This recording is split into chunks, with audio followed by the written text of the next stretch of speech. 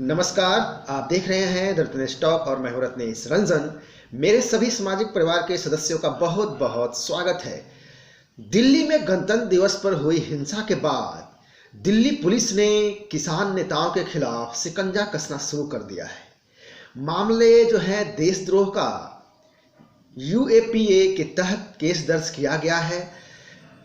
इसके साथ घटना की जो जांच है वह इनकाउंटर स्पेशलिस्ट दिल्ली पुलिस के एएसपी ललित मोहन नेगी को सौंपी गई है।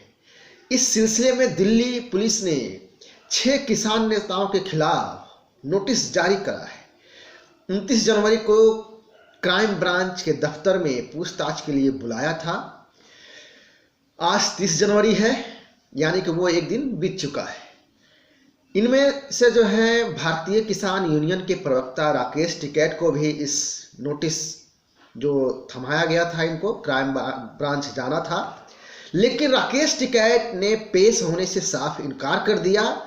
वो 29 जनवरी को वहां पर उपस्थित क्राइम ब्रांच के ऑफिस में नहीं हुए। सवाल उठता है कि आखिर राजेश टिकैत पेश क्यों नहीं हुए या क्यों नहीं होना चाहते हैं। इससे पहले मैं आपको बताऊं कि अब तक पुलिस कार्रवाई में कोई धार नहीं दिखाई देता है, इसमें भी कोई दो राय नहीं है। अभी तक किसी भी की गिरफ्तारी नहीं हुई है, कोई मुख्य अभियुक्त की गिरफ्तारी नहीं हुई है, और इसलिए किसान नेताओं को भी लग रहा है कि जो आम नॉर्मल सामान्य तरीके से आंदोलन चलते हैं, प्रदर्शन होते हैं, दंगे होते हैं और उसमें पुलिस केस होते हैं और बस केस यूं ही चलता रहता है, ये ठीक उसी तरह से ले रहे हैं इस किसान आंदोलन में प्रदर्शनकारी के जो नेतागण हैं। अब सवाल ये है कि ये क्यों नहीं गए क्राइम ब्रांच के ऑफिस राकेश टिकैत नोटिस मिलने के बावजूद। चूंकि ये लोग सुप्रीम कोर्ट के आदेश को भी नहीं मानने वाले हैं, ये भी हम सभी जानते हैं। पार्लियामेंट में जो कानून पास हुए हैं उसको भी मानने वाले नहीं हैं। तो ऐसे में इन लोगों के लिए Delhi police, Delhi crime branch का नोटिस कितना मायने रखता है यह आप बखूबी समझ सकते हैं। कुल मिलाकर के 33 एफआईआर हुए हैं दर्ज, और जिस तरह से दिल्ली पुलिस जांच कर रही है इसमें दो पहलू हैं। कुछ लीडर्स के नाम हैं एफआईआर में, उनके पूछताछ की जा रही है। मतलब कि एक केस है जिसमें 3 दिन का समय दिया गया था नोटिस जारी करके, और दूसरे क्राइम ब्रांच ने जो है इन लोगों को बुलाया है उपस्थित होने के लिए, लेकिन जाने से मना कर दिया है। और आज 30 तारीख है।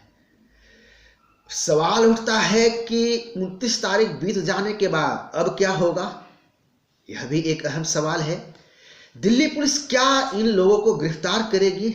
अगर गिरफ्तारी नहीं करती है तो फिर सरकार के मंशा पर भी लोग सवाल करेंगे, और लाजमी है सवाल उठेंगे और उठने भी चाहिए कि जिन लोगों के नेतृत्व में इस देश के तिरंगे का अपमान हुआ, देश का नाम बदनाम हुआ, देश के तिरंगे का चीरहरण खुलेआम हुआ, अपमानित किया गया इस राष्ट्रीय पर्व को, उनके खिलाफ सरकार कोई सख्त कार्रवाई करने की क्या इच्छुक नहीं है या कार्रवाई करने में सक्षम नहीं है।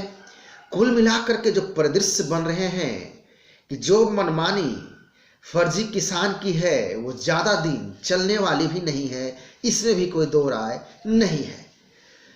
इसके अलावा गणतंत्र दिवस पर हुए हिंसा मामले के कारण किसान आंदोलन कमजोर पड़ता दिख रहा है। कई किसान अपने घर को लौट चुके हैं। ऐसे में राकेश टिकैत आंदोलन न खत्म करने के साथ जो इमोशनल ड्रामा किया, आंसू बहाकर मीडिया में दिखाने का, वो लगातार बयानबाजी कर रहा है। साथ ही हिंसक झड़प के लिए केंद्र सरकार को ही जिम्मेवार उल्टे ठहरा रहा है। इसी बीच किसान और पुलिस कर्मियों के बीच भी झड़प खबरों में आई 29 जनवरी को, 26 जनवरी की हिंसा के बाद, जिसमें भीड़ पर पत्थरबाजी की गई और तलवार से हमला किया गया। पुलिसकर्मी की हथेली तक काट दी गई, ऐसी भी खबरें हैं। इसकी पुष्टि भी हो चुकी है। कुल मिलाकर के गणतंत्र दिवस जैसे मौके पर हिंसा झड़प जो हुआ, सिंघू बॉर्डर पर जो देखने को मिला, दरअसल स्थानीय लोग वहां पर प्रदर्शनकारी विरोध शुरू कर दिया था उन्होंने, और सिंघू बॉर्डर हाईवे पर प्रदर्शनकारियों के जाने के लिए कह रहे थे। 26 जनवरी की हिंसा के बाद स्थानीय लोग भी भड़क गए। जिस तरह से देश की इज्जत के साथ, मान सम्मान के साथ खिलवाड़ किया गया, तो ये स्थानीय लोग बहुत ही शांतिपूर्ण तरीके से हाथ में तिरंगा लेकर के नारेबाजी कर रहे थे। जब वे नजदीक पहुंचे तो किसान के तरफ से 29 जनवरी की दोपहर को पथराव शुरू हो गया, और जब पथराव शुरू हुआ तो बीच बचाव के लिए पुलिस को आना पड़ा, और जो स्थानीय लोग प्रोटेस्ट कर रहे थे उनको दूर हटाया गया। जिस तरीके से किसानों के तरफ से कुछ किसान युवक किसानों के तरफ से आए और पुलिस पर तलवार से हमला किया, बाद में मालूम चला कि अलीपुर थाना के एसएचओ वो घायल हुए हैं तलवार के हमले में, और उनकी हाथ की जो हथेली है वह कट गई है। तलवार से हमला किया गया है। क्या यह शांतिपूर्ण है और कितना शांतिपूर्ण है?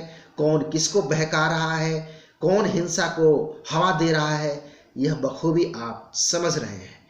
सवाल फिर से वही है कि दिल्ली पुलिस बहुत ही लचीले तरीके से कार्रवाई क्यों कर रही है, कार्रवाई सख्त रूप में क्यों नहीं दिखाई दे रही है। अब तक दिल्ली में इतना बड़ा उत्पात मचाया गया 26 जनवरी को, कोई बड़ा शख्स, कोई बड़ा गिरफ्तारी किसी किरदार की नहीं होती है।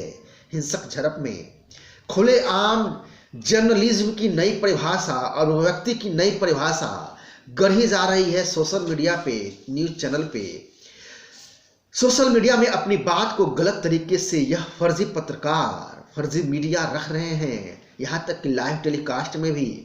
और पुलिस को अब तक कोई आदेश नहीं दिया गया है सख्त कार्रवाई के लिए सरकार की तरफ से। तो यह भी चिंतनीय है, विचारणीय है। इसलिए भी कि पुलिस की पिटाई हो रही है, तलवारों से हमला हो रहा है। हालांकि रोने धोने से राकेश टिकैत को कोई फायदा भी नहीं होने वाला है। यह आंशिक फायदा जरूर है, लेकिन दूरगामी फायदा नहीं है, इसमें भी कोई दो राय नहीं है। अंततः दिल्ली दंगों पर, तिरंगे के अपमान पर जवाब तो देना ही पड़ेगा इस राजेश टिकैत को, इस फर्जी किसान नेता को। वहीं दूसरी ओर जो विपक्ष का जो चेहरा है, चाल चरित्र और चेहरा, यह भी हमारे आपके सामने अब आ चुका है। इसे भी आप ध्यान दें। जिन्होंने तिरंगे का अपमान किया, जिन्होंने पुलिस पर लाठियां चलाई, पत्थर चलाए, तलवारें चलाई, कृपान चलाए, दौड़ा दौड़ा कर पीटा, नाले गड्ढे में गिराया, वो इन लोगों को दिखाई नहीं दिया। लेकिन फर्जी किसान नेता राकेश टिकैत के आंसू, तथा कथित ये फर्जी लेफ्ट लिबरल गैंग वामपंथी जो है, इनको ये आंसू जरूर दिख गया। यह भी आप विचार करें।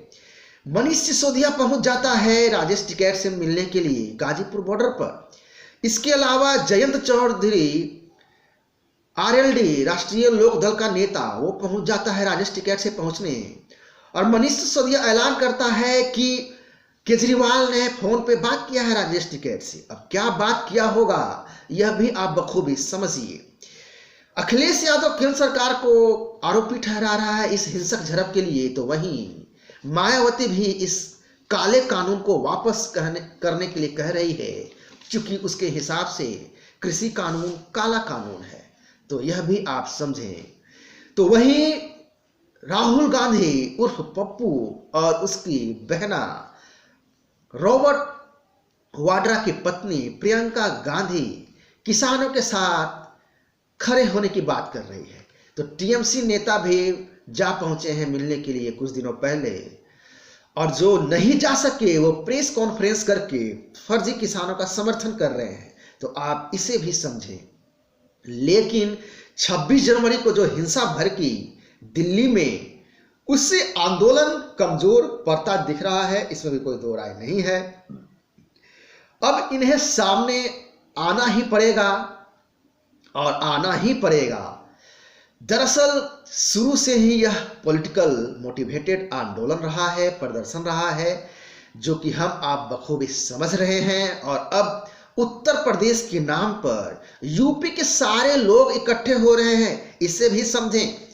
पॉलिटिकल टूरिज्म शुरू हो गया है पॉलिटिकल पार्टी के तरफ से। उत्तर प्रदेश में 26 तारीख की हिंसा जो दिल्ली में लाल किले पे हुआ और आईटीओ में हुआ, उसके बाद गाजीपुर बॉर्डर पे 28 और 29 जनवरी को पॉलिटिकल टूरिज्म भी शुरू हो गया। इसे भी आप गहराई से समझें, क्योंकि राजेश टिकैत ने इस आंदोलन को अब जातिगत रंग देना शुरू कर दिया है। जाट आंदोलन का तमगा पहनाया है, टैग देना शुरू किया है।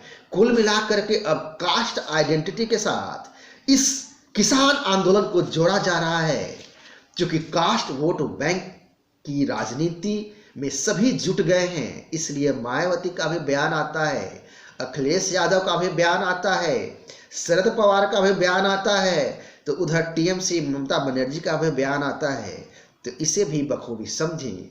ये आरएलडी राष्ट्रीय लोक दल के लीडर बयान दे रहा है, आम आदमी पार्टी का नेता बयान दे रहा है, क्योंकि उसे भी आने वाले विधानसभा चुनाव उत्तर प्रदेश में अपनी जमीन तलाशनी है। तो अब ये तमाम चीजें वोट बैंक पॉलिटिक्स के तहत किया जा रहा है। अब किसान आंदोलन तो पहले था भी नहीं और आज भी नहीं है। और बीजेपी क्यों चुप है, तो मैं आपको बताऊं, बीजेपी इनके खिलाफ एक्शन नहीं ले सकती है, या इसलिए नहीं ले रही है क्योंकि जाट का बहुत बड़ा तबका, बहुत बड़ा सेक्शन वह बीजेपी के समर्थक हैं। तो ये पूरा का पूरा विश्लेषण मैं आपके सामने रखा। ये कैसा लगा? यदि आपको अच्छा लगा तो लाइक और शेयर करें, और यदि मेरे कोई व्यूअर नए हैं तो कृपया चैनल को सब्सक्राइब करें, ताकि नए वीडियो का नोटिफिकेशन आपको मिलता रहे। नमस्कार, जय हिंद।